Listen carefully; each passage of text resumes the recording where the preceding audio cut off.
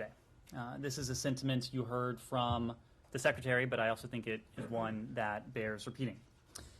In most U.S. embassies around the world, the first American you see upon entry and the last upon exit is a U.S. Marine. Wherever the Secretary travels, there is one group he always meets with, and that's the Marine Security Guards. They are constant sentries. They are our partners around the world. It is not an overstatement to say that we could not conduct our work globally were it not for our Marine counterparts and the U.S. military more broadly. Yesterday's news was wrenching. It was wrenching for every single American, but it was especially acutely felt by many people here. The deaths of these service members, as well as the tragic loss of life on the part of so many Afghans seeking nothing more than security and opportunity, is something on the hearts and minds of everyone here. It was a dark day, but our service members, alongside our diplomatic personnel, of course, have been back at it again today. They are guarding the facility in Kabul. They are facilitating the most noble of missions. That is the effort to bring to safety American citizens as well as our Afghan and international partners. As you heard from the President, that mission will not be deterred precisely because of the bravery, the skill, the determination of all of those on the ground, and of course, in no small part, due to our U.S. military partners. I'll now turn to today and to our ongoing evacuation efforts. As you've heard, from 3 a.m. Eastern on August 26th until 3 a.m. Eastern on August 27th, a total of approximately 12,500 people were evacuated from Kabul. This is the result of 35 U.S. military flights, which carried approximately 8,500 evacuees, and 54 coalition flights, which carried approximately 4,000 people. Since August 14th, the U.S. has evacuated and facilitated the evacuation of approximately 105,000 people. Since the end of July, we have relocated approximately 110,600 people. Of those evacuated since August 14th, we have brought to safety at least 5,100 U.S. citizens and likely more. Within the last day, more than 300 additional Americans were evacuated. There are approximately 500 American citizens we are currently working with who want to leave and with whom we are communicating directly to facilitate their evacuations. Thanks to an ongoing, aggressive outreach campaign that consists of multiple outbound messages per day by phone, by text message, by email, and other tools, we are communicating with several hundred American citizens who have not yet determined whether they want to leave for various reasons. Last night alone, we reached out to every American whom we believe may be in Afghanistan and attempting to leave. In many cases, we did this again multiple times by phone, by email, by text. We continue to reach out to anyone who makes contact with us through multiple means, which over the past week has included tens of thousands of calls, emails, texts, WhatsApp messages, and other tactics. Finally, before I take your questions, let me give you an update on the evacuation of our locally employed staff. We absolutely, as we have said, have a responsibility to these individuals who have worked with our colleagues on the ground in Kabul, and we are grateful for their commitment and dedication to the United States. I can now confirm that the vast majority of our locally employed staff and their immediate family members have been evacuated or are currently on the grounds of the Hamid Karzai International Airport. We are actively working to evacuate remaining staff, and we have been in direct contact with them. These employees have served the United States. They have not only worked for us, they have worked with us. They are our colleagues. As you've heard us say before, our embassies around the world, quite simply, could not function without locally employed staff. And we will continue to do everything we can to bring them to safety. With that, Matt. Right. Thanks, Ned. So before you came out here, your colleague at the White House punted an enormous number of questions to you. You can thank her for that later. Some of which involved some of the numbers that you just went through, and I think she gave some of them as well. But there's three things that I want to ask, and you can please be extremely brief with the answers, because they don't need long answers. Do you have numbers, after you've just given us the AMSIT numbers, do you have numbers, or do those include LPRs? Also, do you have numbers for remaining SIVs? Do you have numbers for P1, P2, remaining P1, P2 applicants? And in terms of the broader universe of at-risk Afghans, do you have numbers for those? Secondly, she punted on the idea of a diplomatic presence post-August 30, post-Tuesday. I presume that she did that because there isn't any decision. So can you bring us up to date if there is or is not, and what the negotiations are like? And then the last one on that, and I've got one more after this, but is the airport and the negotiations on who would run, if anyone would run the airport after Tuesday. Great. Let me take those in order. On numbers, look, I know there is intense interest in the numbers.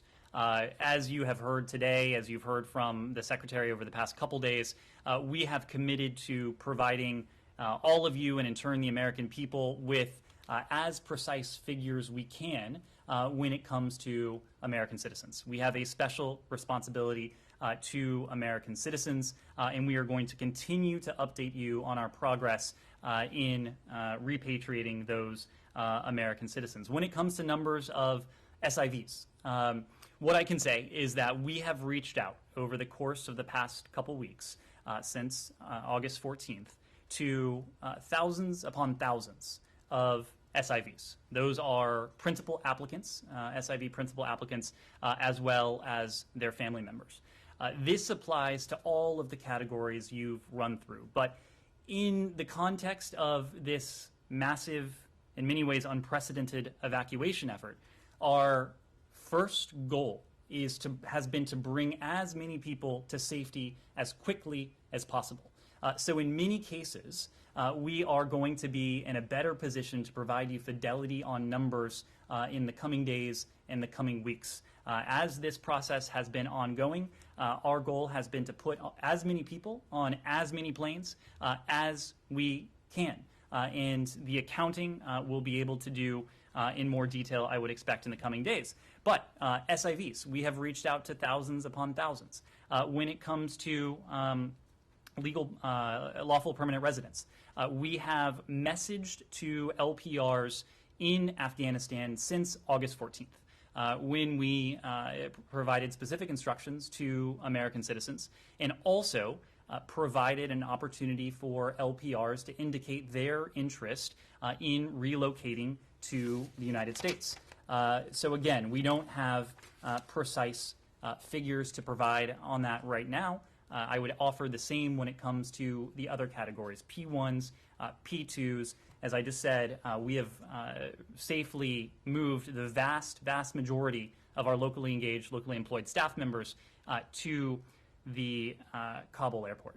Okay. And on the negotiations over both a possible ongoing, continuing diplomatic presence after Tuesday and the airport, is there anything new there? So on either? I will say a couple things on the diplomatic presence. There are a number of issues implicated in a decision like this. First and foremost on our minds, and this is always the case, but it is acutely the case after yesterday, is the safety, is the security of the Americans who would be part of that mission. The Secretary of State, the President of the United States, and this full team wants to be confident that our people serving overseas, diplomats, service members, others, are in a position to operate as safely and securely as possible. And so that is a big piece of business. We are also discussing these broader issues with a range of our international partners. Again, this is not just a question that the United States will have to decide for itself. Every country around the world will need to make a sovereign decision about any diplomatic presence in Kabul, in Afghanistan, going forward. I'm asking about the United States. I'm not asking about any other country. Well, but I'm telling you, we are coordinating with our international partners, again, to share ideas, to ensure that we are sending the appropriate signals and messages to the Taliban. The Taliban, who, by the way, have been quite clear and quite open in the fact that they would like other countries to retain their diplomatic missions.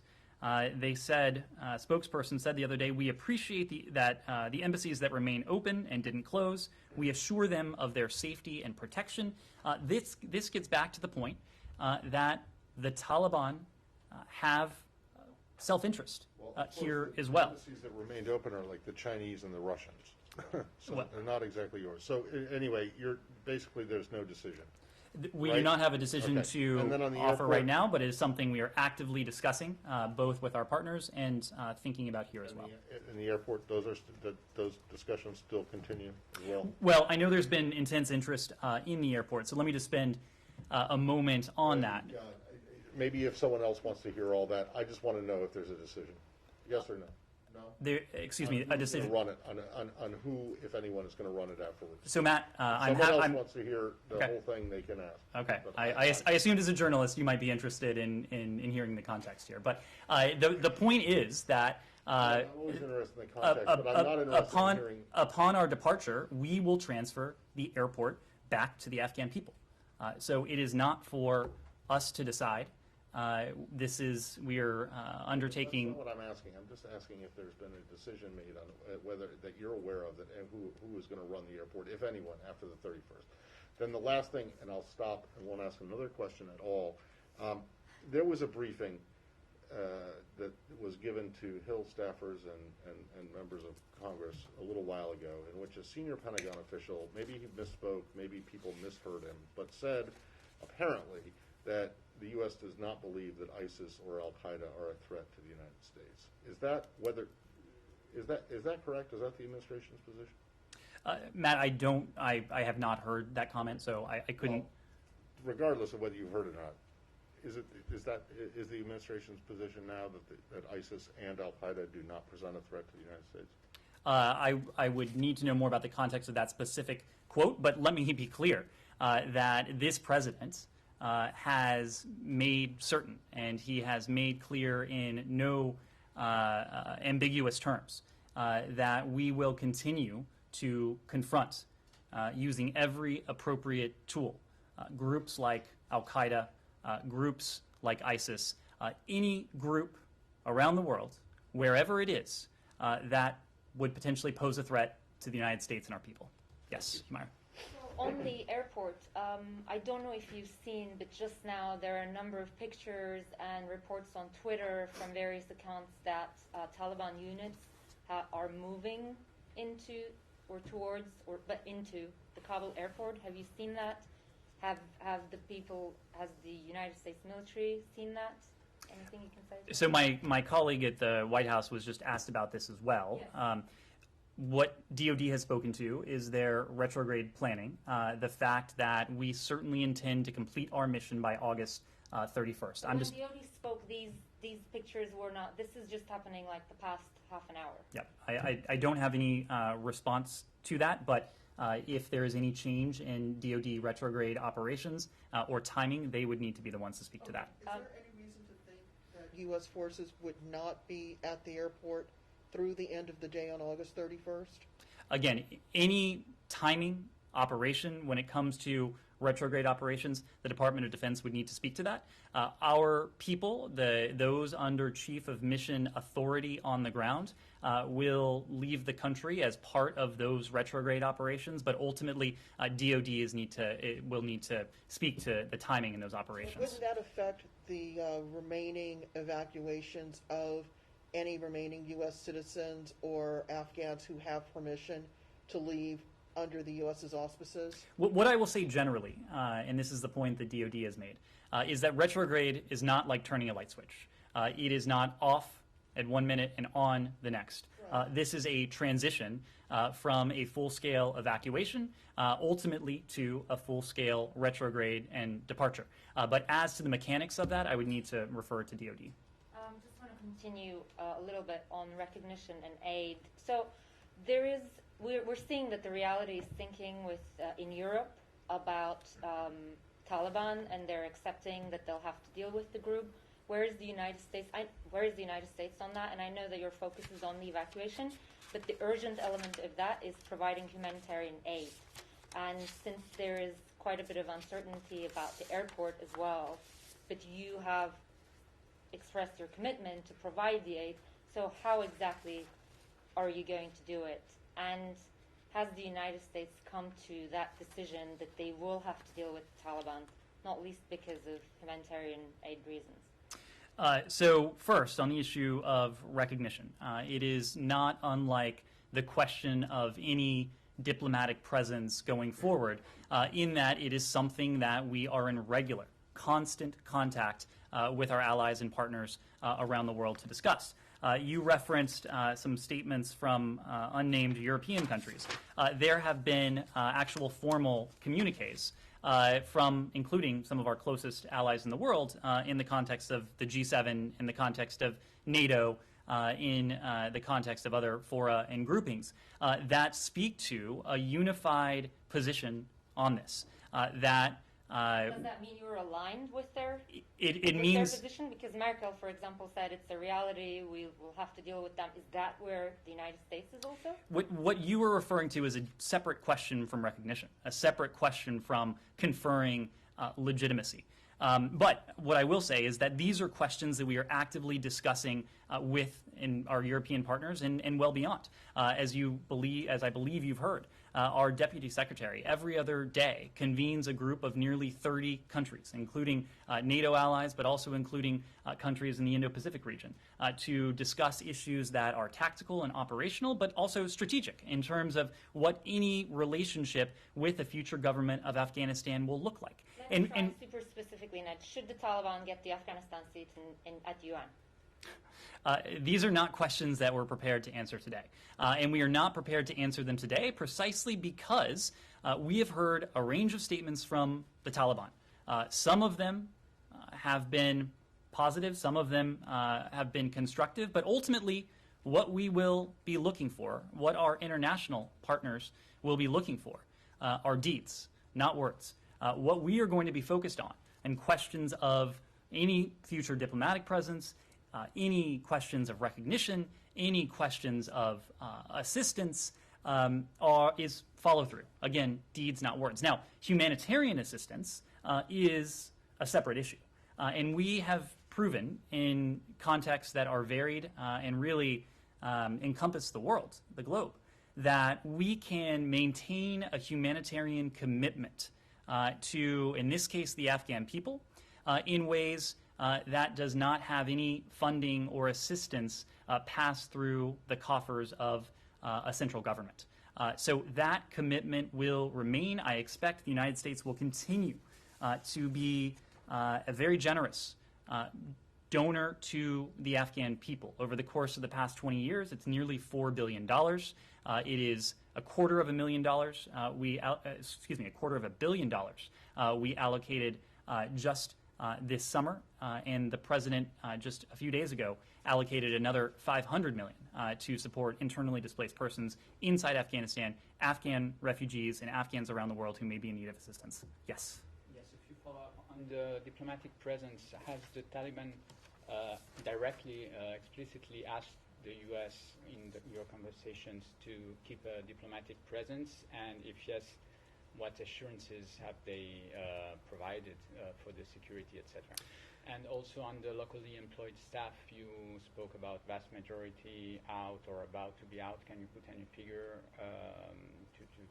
about that, and how many are still not out or about to be out? In terms of diplomatic recognition and what we've heard from the Taliban, look, We have heard the same. Presence, not really. Excuse me, presence. We have heard the same thing from the Taliban privately that they have been saying publicly. I referred a moment ago to a public Taliban statement that they want embassies to remain open. They have made very clear to us in our communication they would like to see an American diplomatic presence remain. Ultimately, of course, it's not up to the Taliban. It's a determination that we will need to make consistent with the overriding prerogative, and that is the safety and security of American officials. It is a decision we plan to discuss and to confer about with our allies and partners as well.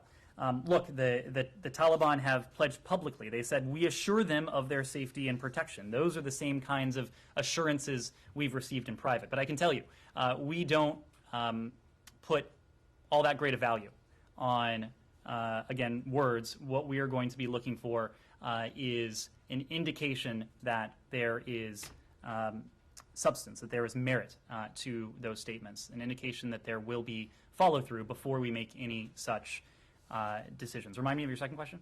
On the number of the local employees. On the number of locally engaged staff, there have been hundreds who have been moved to safety in recent days. That is the vast majority of our locally engaged staff and their family members, Laura. You don't have numbers of how many are still there? The vast majority are now safely out of Afghanistan or at the airport compound, Laura. Thanks. I have two evacuation-related questions. First off, there are reports that private planes are trying to fly into HKIA to evacuate some Afghans, but have been turned away and specifically told by the United States to not land. Do you know if those reports are true? I would need to refer to the U.S. military to speak to those reports. What I can say is that this has been a highly effective operation when it comes to the evacuation. And you need look no further than, again, the metric that matters, and that is 110,600 people through U.S. military and coalition flights since August 14th. This is an operation that requires a great deal of coordination. It is an operation that requires a great deal of choreography. Any airport around the world, especially one as busy as this. Look, Hamid Karzai International Airport, for those of you who have been there, no, it is not Chicago O'Hare. It is the size of an airport of a fairly small town. So the orchestration and coordination that is required to have U.S. military, charter, other aircraft be able to take off every 45, every half hour, for every 45 minutes, every half hour, that is indeed a pretty sophisticated bit of business, but I'd need to refer you to DoD on that front. And so the other part of that, some of these reports, is that the United States is telling other countries to not accept any planes of Afghans at this point. Is that true? That we are telling other countries not to accept yeah. planes. We are very warmly welcoming countries around the world who have opened their doors, who have opened their borders, who have put forward offers to accept Afghan refugees. The United States has demonstrated incredible generosity, as we often do in these times, but this will need to be a global effort. And we've been gratified that countries around the world have indicated a willingness to host Afghan refugees, and we continue to urge additional countries to do even more. Okay, and then one more kind of broader question. You've said, and the President spoke yesterday, about some of the American citizens who have actively decided to not leave Afghanistan. I think we've talked here, maybe we have, about reasons why they may not want to leave. Specifically, that they might not want to leave family members who don't have visas or who aren't American citizens or don't have passports, blue passports to get out. So I'm wondering if this is something that the State Department is looking at addressing more broadly, at changing some of its visa requirements or citizenship requirements, or the ability to allow more people, family members, to come out so these American citizens don't have to make the choice between their safety and leaving their parents, loved ones, children behind. Well, let me make a couple broad points. Number one, the number of individuals with whom we've been in contact who say that they don't wish to leave because they don't wish to leave their extended family behind, it is relatively small. especially when you look at the universe of American citizens that we've repatriated or in the process of repatriating, it is a relatively small number. But number two, when we talk about this, and I think this is important to understand the context around these numbers, the people we're in touch with, the individuals we believe to be American citizens we're in touch with, that number will fluctuate. It will be dynamic. Precisely because, especially as we get to a smaller and smaller universe of American citizens, they are making these decisions and sometimes reversing these decisions multiple times a day. And so when we say that we are in regular contact, we mean regular contact, multiple times a day, sometimes hearing one answer, other times hearing another, as the remaining Americans make these decisions. Look, I'm not aware of any plans to change eligibility for visa requirements. We have a special commitment to American citizens. That special commitment is spelled out very clearly in 22 U.S. Code, Section 4802, responsibility of the Secretary of State to American citizens. What I will say, and the point that I think is relevant to this, is that our military operation will come to an end by August 31st. What does not have an expiration date is our commitment to any American who, for whatever reason, decides not to take us up on the offer of repatriation now, but who may come to us in days, weeks, months, or years to say, I want help, I want assistance leaving. Now, the tactics that may be available to us, depending on where we are, given all the questions you've asked about, they may be different.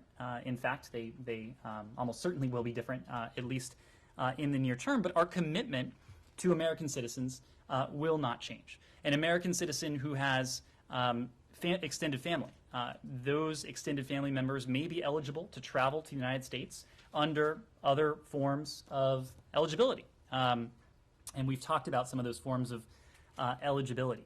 So again, August 31st is the end of the U.S. military operation. It is not the end of our commitment. You couple that with what we have heard from the Taliban about their commitment to safe passage, not only on August 31st, but also going forward. They have not attached any expiration date to the very public commitments they have made to safe passage. Again, that is something we are going to continue to press with the international community, because this is not about trust.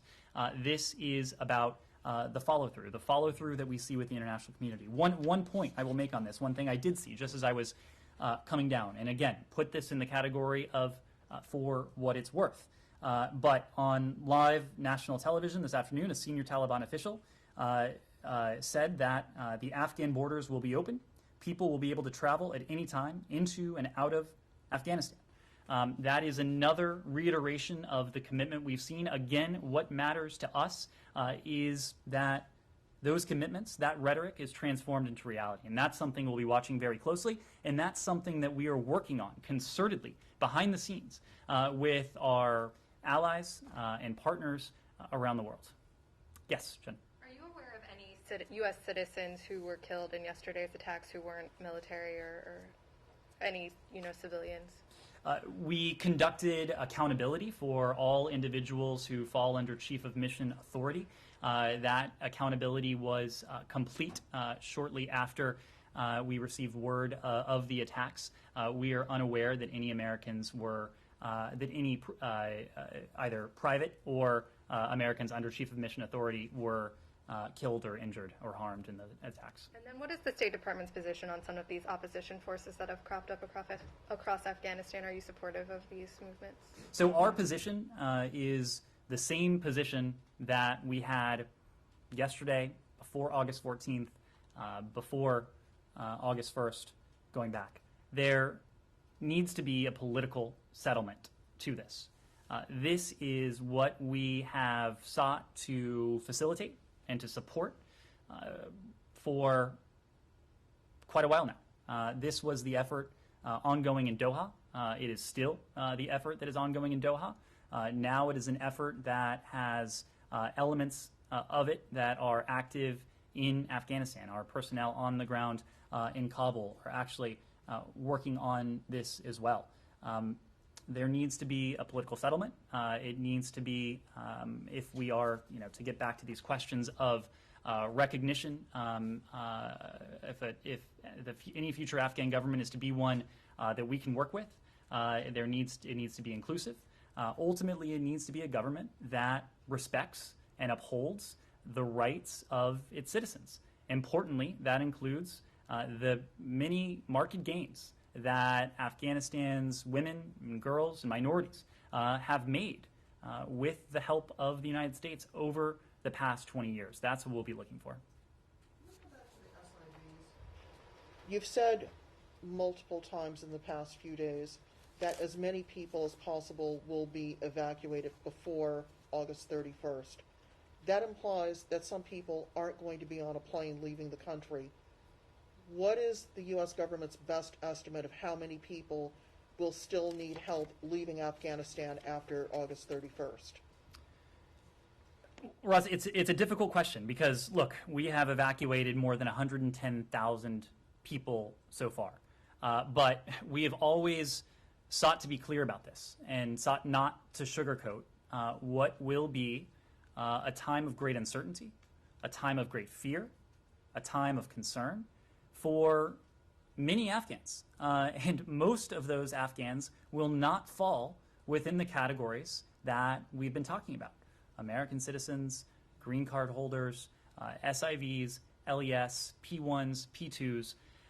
The rise of the Taliban will be of great concern to many Afghans, well beyond those categories.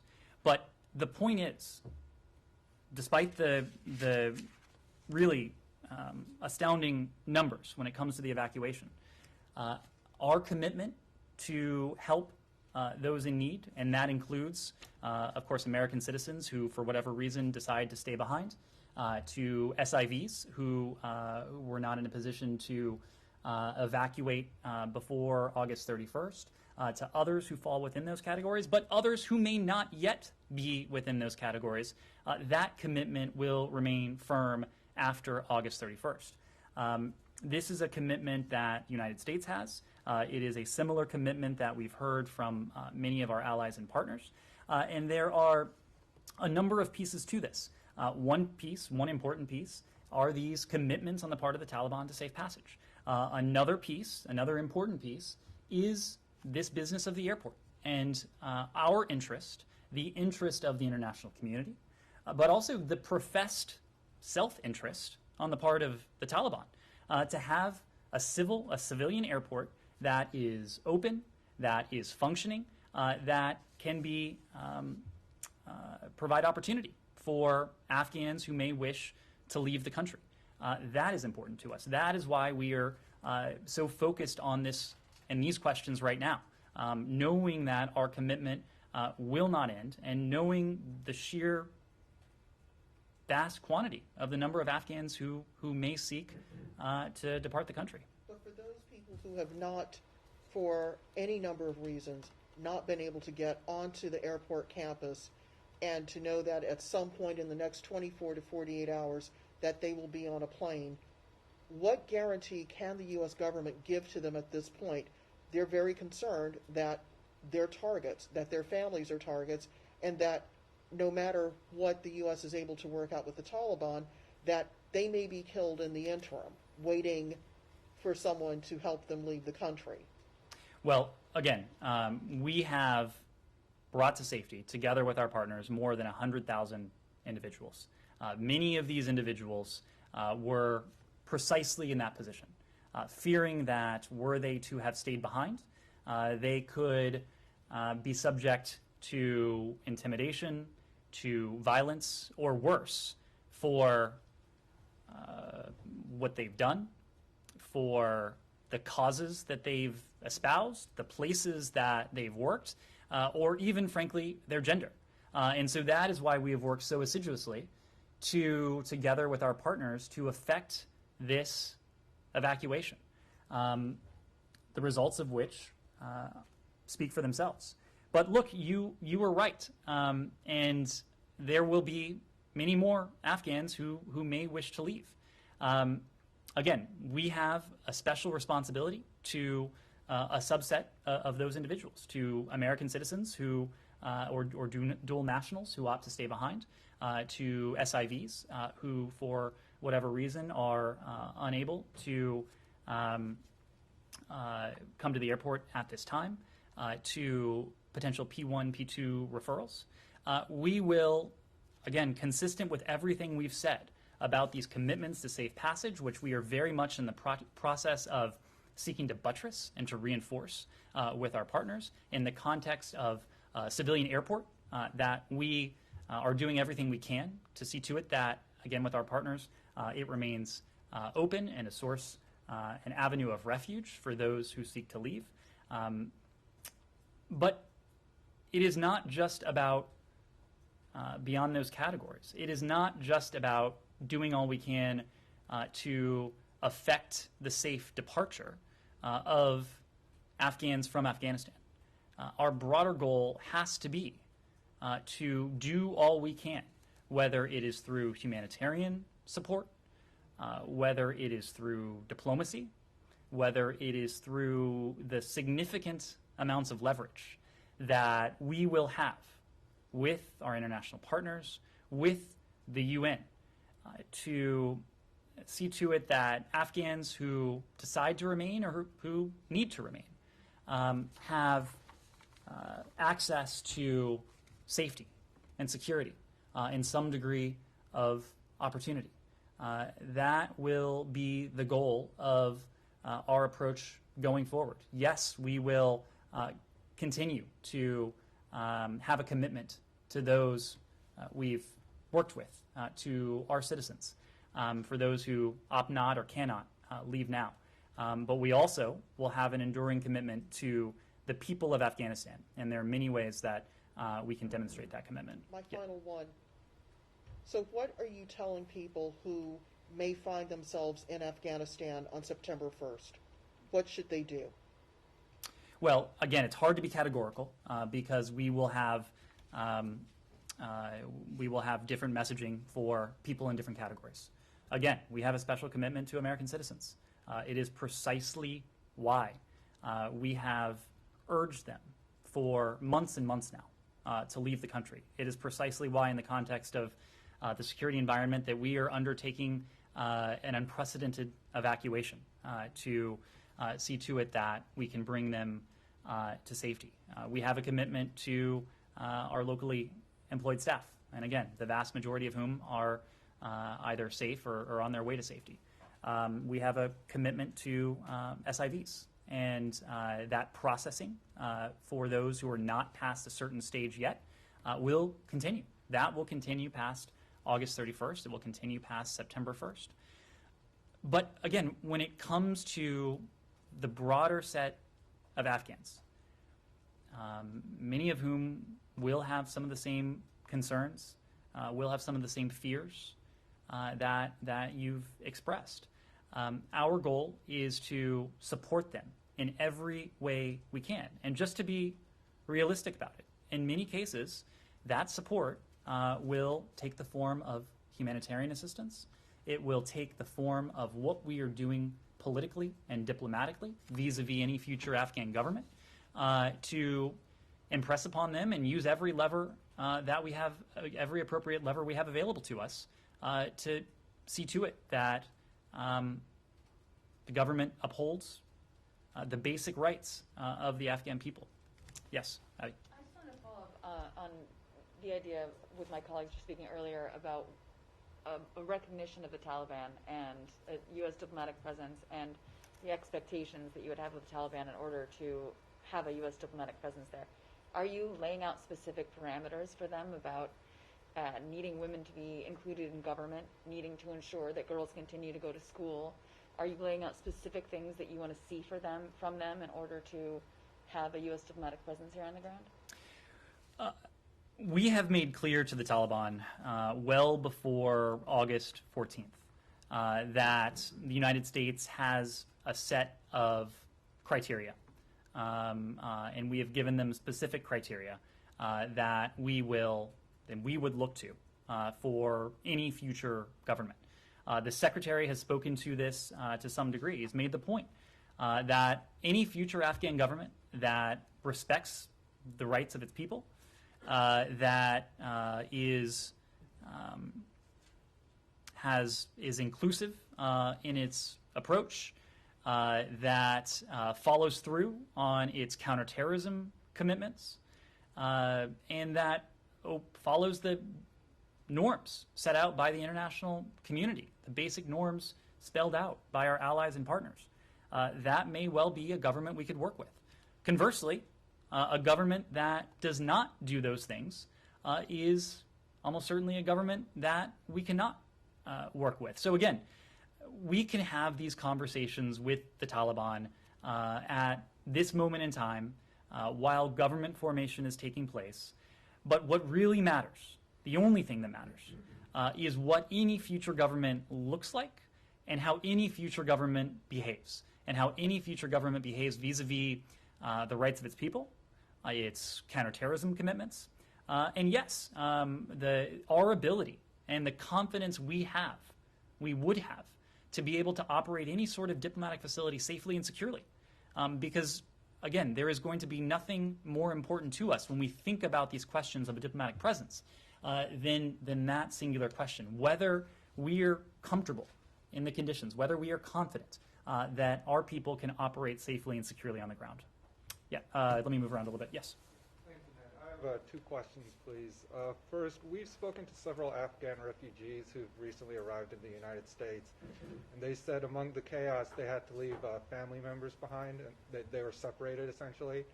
Is the U.S. State Department working with any of these refugees who have arrived in the U.S. and said they've been separated? Are you helping them locate family in Kabul and doing anything to get them together to bring them to the United States? Again, these are questions that will have to be adjudicated on a case-by-case basis. Many of the refugees and vulnerable at-risk Afghans who have already made it to this country, whether they were SIVs who were resettled, whether they are at-risk Afghans who have more recently arrived, are working with refugee resettlement agencies. And so it is true that our Bureau of Population, Refugee and Migration is working very closely with these refugee resettlement agencies.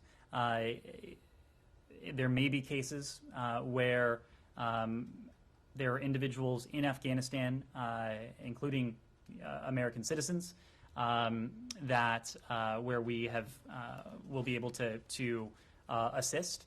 And there will be other categories of eligibility going forward for individuals who are related, who are family, to those who have been relocated, that may provide an opportunity for them to come to the United States, but it's really not something we can speak about in such broad terms. Do you have a channel for them to communicate? This department is in regular communication with the refugee resettlement agencies. We have personnel on the ground. When at-risk Afghans arrive here in the United States, we are in regular contact with the resettlement agencies thereafter. My second question has to do with security around the airport. Yesterday, General McKenzie said that the Defense Department is sharing versions of information with the Taliban, and there's some coordination on security. Does that coordination extend to members of the Haqqani network who are also providing security? No, it does not. The Taliban and the Haqqani network are separate entities. Yes? I wanted to ask about the reports that came out about the U.S. sharing information from about Americans' names who are trying to get to the airport, other information, and their coordination with the Taliban. Can you speak to those reports?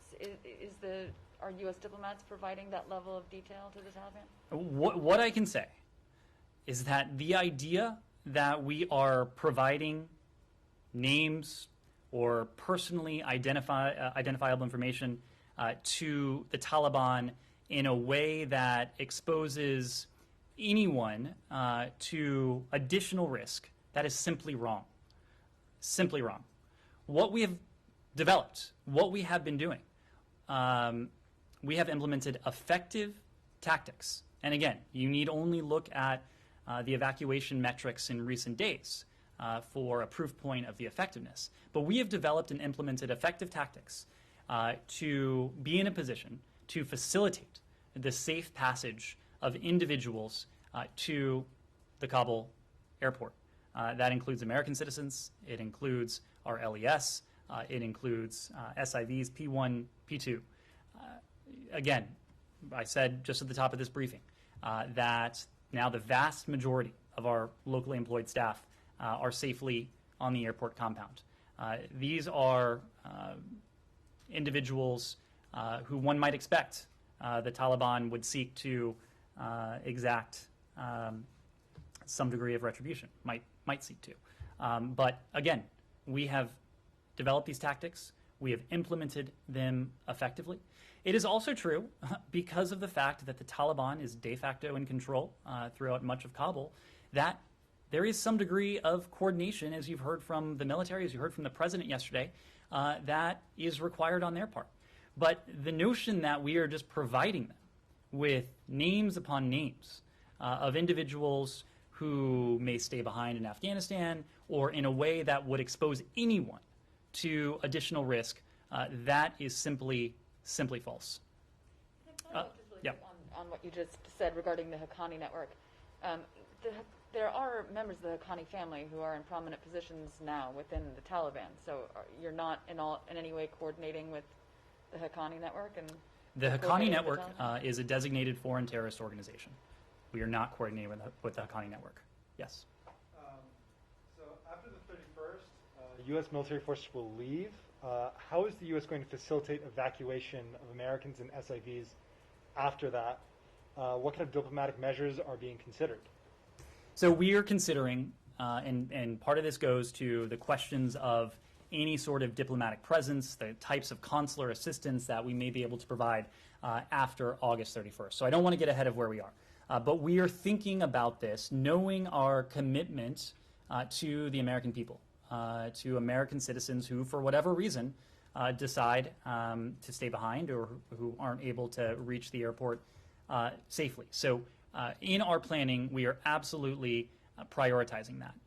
When it comes to other categories, people who are not American citizens, again, this gets back to the issue we've been discussing. We have a commitment to special immigrant visa holders or special immigrant visa applicants. We have a commitment to our locally engaged staff. We have a commitment to other at-risk Afghans that doesn't expire on August 31st or any other date.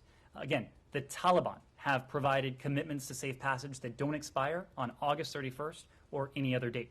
Our commitment, we are firm. We know that will remain. The Taliban's commitments, again, we will have to see what that looks like after August 31st. But here's what we do know.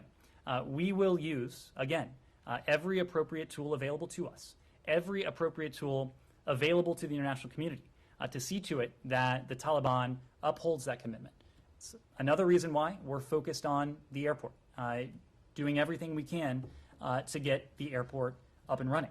I know Matt said he didn't want to hear it, but No, it's not that I don't want to hear it, Ned. It's just that when you give a 10-minute answer that doesn't give you well, know, let me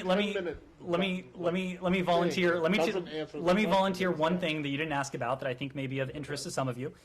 Teams of U.S. and allied air traffic experts have assessed Karzai International Airport for capabilities that would support the resumption of commercial operations once we depart. Again, we are departing by August 31st. Upon that date, we are essentially giving the airport back to the Afghan people, but we are working with all concerned parties to facilitate a smooth transfer of both the airport and the airfield, knowing how important it is to us, how important it is to the international community, and again, how important it is to the Taliban's own self-interest in much of what they would want to see happen. So can you explain then what the assessment was? I mean, is this an airport that can be run with? Now you perk up. Look. Well, this is kind of what I was trying to ask in the first place. It was the answer I was trying to give in the first place. All right. I apologize for not letting you. So anyway, so you've done this assessment. What does that assessment tell you? Are you able to assume that the airport can continue to operate without interruption, or will there have to be some kind of a pause? So that assessment was only recently completed, and so I don't want to get ahead of it. Some of this will also involve diplomatic talks. There's a technical piece. There's also the diplomatic piece with other countries in the region who may be involved, in addition to the Taliban, of course.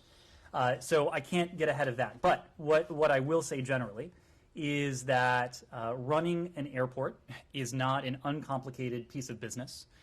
With the U.S. military set to depart by August 31st, I think that it is probably unreasonable to expect that there will be normal airport operations on September 1st. But what we are trying to do right now is to lay the groundwork to see to it that resumption of civil aviation consistent with international civil aviation standards can resume as quickly as possible. And Yeah. Does this involve ICAO? It's the ICAO standards are the standards that are being that the assessors are measuring it against. Is there any indication of how long it might take after? Like you say, it's probably unlikely that they could go to normal service on the 1st, but what, a week maybe? You will be surprised to hear I'm not an airport engineer, well, I know, but is that part of the assessment that was? That's very much part of the assessment. The condition of the airport, what it might take. I don't know what the conclusion of the assessment was for. No, nor would I be in a position to read it out. But again, it is a complex undertaking to run an airport anywhere, especially an airport in a place like Kabul. When you say it's unreasonable to expect there will be normal airport operations, do you expect the airport to shut down or its operations significantly reduced? So again, the U.S. military is leaving by August 31st. At that point, we are handing the airport back to the Afghan people. What we are doing is trying to lay the diplomatic groundwork and the technical groundwork. What is that? What exactly is that, though? Like, what are you bringing? Are you suggesting something to Taliban? Are you proposing something? There What have exactly do you mean by there have groundwork? been discussions. This is something we are discussing with the Taliban. It is something that other countries in the region are discussing with the Taliban. It is something that these assessors have in turn discussed with the stakeholders. So it is, again, just to reiterate, it is not up to us what happens to the airport after August 31st. But you have visibility into those talks. So do those talks with the Turks, private enterprises, Qataris look like there's going to be a decision before September the 1st? Again, there are a number of stakeholders involved in this. The Taliban, the technical assessors, regional countries as well. We are facilitating this dialogue. We are facilitating these discussions with one goal, and that is to do everything we can before August 31st to see to it that a civilian airport in Kabul can be up and running as soon as possible. But ultimately, the disposition of the airport and what form and functionality it has after August 31st, it's not up to us. Yes? You're saying you're handing the airport back to the Afghan people. Are you not just handing it back over to the Taliban on August 31st and the U.S. military? Who's taking flight control? Are you just shutting it down? Are you developing what actually operationally is happening to it? I would need to refer you to DoD. That's a question of retrograde and tactics that are involved there. If I could quickly, following up on my colleagues' questions, understanding that you say you're going to be able to get American citizens out of the country post August 31st, are you giving them a go, no-go date for these evacuation flights that are ceasing? We have been telling them for some time now, sending them specific instructions as to when and where they should go.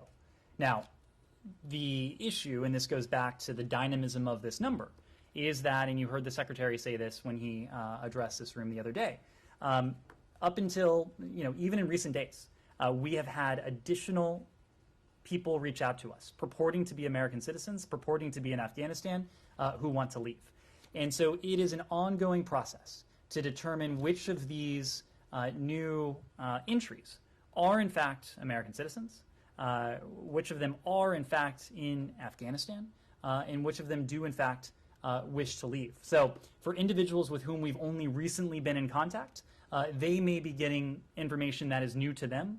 But when it comes to Americans we have who have been in our system for some time now, we have been communicating with them directly for a number of days, providing them precise and specific instructions as to when and how to reach the airport. Yes?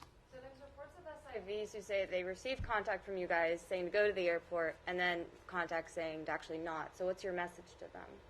Our message to them has been the same message that we are delivering to everyone. Do not go to the airport. You saw this sternly delivered by the U.S. Embassy the other night, just hours before the ISIS-K attack, instructing Americans who were at the airport to leave immediately. So our instructions to the SIVs, those SIVs who are eligible at this stage for relocation, has been consistent with the messages that we provided to American citizens, to locally engaged staff as well. We are providing them with specific instructions about when and how they can get to the airport. I'm not in a position to go beyond that. And what are the comments on the Taliban communicating with Turkey to potentially take charge of the airport with them? I'm sorry, I didn't hear that. With the Taliban discussing with Turkey about taking charge of the airport with them. What is the Taliban discussing with Turkey? What are your comments on that if Turkey starts taking over the airport? The Turks have been playing a constructive role in the airport for some time now. This was a topic of discussion between President Biden and President Erdogan when they met a couple months ago now. We appreciate the role that the Turks have played with Hamid Karzai International Airport. I know that President Erdogan addressed this in some public comments over the past day or so, and I would leave it at that. Thank you all very much. I appreciate it.